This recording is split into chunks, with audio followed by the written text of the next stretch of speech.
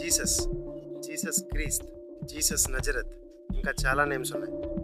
ఈయన ఎగ్జాక్ట్గా ఏ సంవత్సరంలో పుట్టారు, ఎన్ని సంవత్సరాలు బ్రతికారు? క్రిస్టియానిటీ అనేది ప్రపంచంలోనే అతి పెద్ద రిలీజియన్. ఇంతలా ఎదగడానికి కారణం ఏంటి? క్రిస్టియన్స్ అందరూ పట్టుకునే బైబిల్ని రాసింది ఎవరు? అందులో ఉన్న విషయాలన్నీ నిజంగా జీసస్ రాసినవేనా? జీసస్ తన 12వ సంవత్సరం నుంచి 30వ సంవత్సరం వరకు ఎక్కడున్నారు, ఏం చేశారు అనే ఆధారాలు హిస్టరీలో ఎక్కడా లేవంట.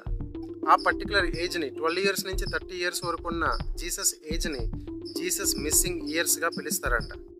అయితే ఆ ఏజ్లో ఆయన ఏమైపోయారు, ఎక్కడికి వెళ్ళారు? కొంతమంది అయితే జీసస్ ఆ ఏజ్లో ఇండియాకి వచ్చారని, చాలా విషయాలు నేర్చుకున్నారని అంటారు. అది ఎంతవరకు నిజం? ఈ విషయాలన్నీ ఈ వీడియోలో తెలుసుకుందాం. Let's begin the video. Jesus కరెక్ట్గా 6 బీసీకి 4 బీసీకి మధ్యలో పుట్టారంట. ఎగ్జాక్ట్ డేట్ అయితే ఎవరికీ తెలియదు. బీసీ అంటే బిఫోర్ క్రీస్ట్ అని. ఇప్పుడైతే రీసెంట్గా దాన్ని బీసీఈగా మార్చారు, అది వేరే విషయం. బిఫోర్ క్రీస్ట్ అంటే ఏంటి? క్రీస్తు పూర్వం అని. ఇప్పుడు మనకి 2025వ సంవత్సరం రాబోతుంది. అంటే మనకి 2024 సంవత్సరాల క్రితం ఉన్న కాలం మొత్తాన్ని క్రీస్తు పూర్వం అని చెప్పుకుంటాం. మనకి 2024 సంవత్సరాలు కంప్లీట్ అయ్యాయి అంటే అవి ఎక్కడి నుంచి స్టార్ట్ అవుతాయి? 0, 1, 2, 3, 4 అలా స్టార్ట్ అయిన ఇయర్సే కదా.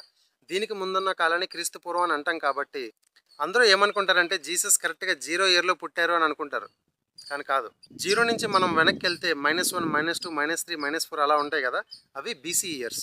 సో అక్కడ -4కి -6కి మధ్యలో ఉన్న టైం పీరియడ్లో జీసస్ పుట్టారంట. సో మన క్యాలెండర్ ప్రకారం చూసుకుంటే క్రీస్తు పూర్వమే క్రీస్తు పుట్టేశారు. కానీ ఎప్పుడు పుట్టారో అనే ఎగ్జాక్ట్ డేట్ అయితే అక్కడ ఆధారాలు లేవు.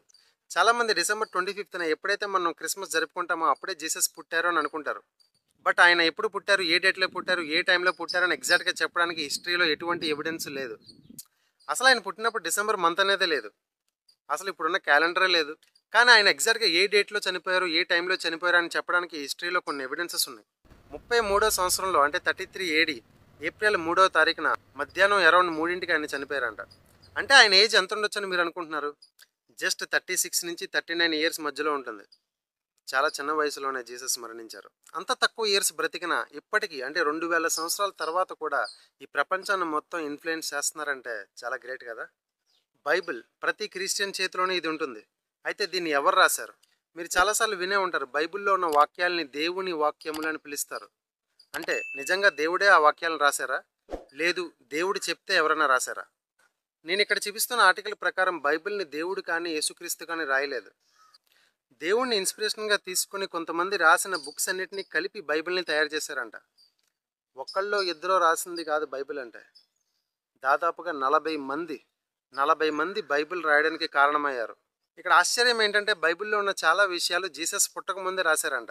ఎవరు రాశారు, ఎప్పుడు రాశారు అనే పేర్లని పక్కన డిస్ప్లే చేస్తున్నాను చూడండి. ఇవన్నీ కూడా చాలా బీసీలోనే ఉన్నాయి, చూసారా?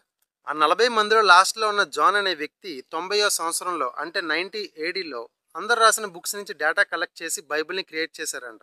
జీసస్ నిజంగానే ఇండియా వచ్చారా? జీసస్ బెత్లెహేంలో పుట్టారని, చాలామందికి మంచి బోధనలు చేస్తూ అందరికీ హెల్ప్ చేస్తూ ఉండేవాళ్ళని, ఆఖరికి సిలువ వేయించుకుని తన జీవితాన్ని త్యాగం చేశారని ఇలా ఉంటుంది కదా జీసస్ హిస్టరీ. ఈ హిస్టరీలో జీసస్ లైఫ్ టైం హిస్టరీలో తన ఏజ్ 12 ఇయర్స్ నుంచి 30 ఇయర్స్ వరకు ఎక్కడున్నారు, ఏం చేశారో అనే ఆధారాలు ఎక్కడా లేవంట. అసలు తెలియకుండా ఎలా ఉంటుంది? జీసస్ గురించి అన్ని విషయాలు తెలిసిన కంట్రీ వాళ్ళకి కానీ, తన క్లోజ్ ఫాలోవర్స్కి కానీ అతను ఎక్కడున్నాడు, ఏం చేశారనే విషయాలు ఖచ్చితంగా తెలియాలి కదా. దీన్ని ఎందుకని అంత సీక్రెట్గా పెట్టాలనుకున్నారు?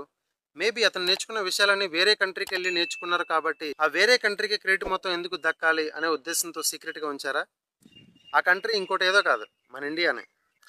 ఎస్, 1894లో నికోలస్ నోటోవిచ్ అనే ఒక రష్యన్ జర్నలిస్ట్ ఒక బుక్ని పబ్లిష్ చేశారంట. ఆ బుక్ పేరు the unknown life of Jesus Christ. అందులో ఆయన చాలా క్లియర్గా మెన్షన్ చేశారు జీసస్ ఇండియాకి వచ్చారని.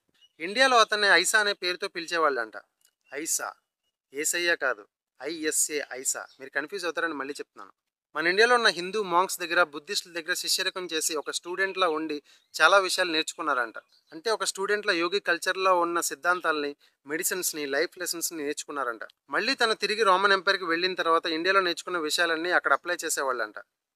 అసలు ఎక్కడ నేర్చుకుంటే ఏంటి, నేర్చుకోవడమే గొప్ప విషయం కదా. నేర్చుకుని దాన్ని వేరే వాళ్ళకి ఉపయోగపడేలా మార్చడం కూడా చాలా గ్రేట్ కదా. మీరేమంటారు? Happy Christmas.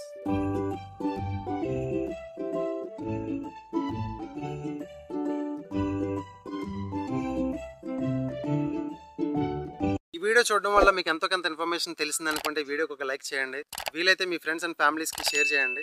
ఇలాంటి వీడియోస్ చాలామందికి తెలియని విషయాల్ని మీ అందరి ముందుకు తీసుకొస్తున్నందుకు నన్ను ఎంకరేజ్ చేద్దాం అనుకున్నా.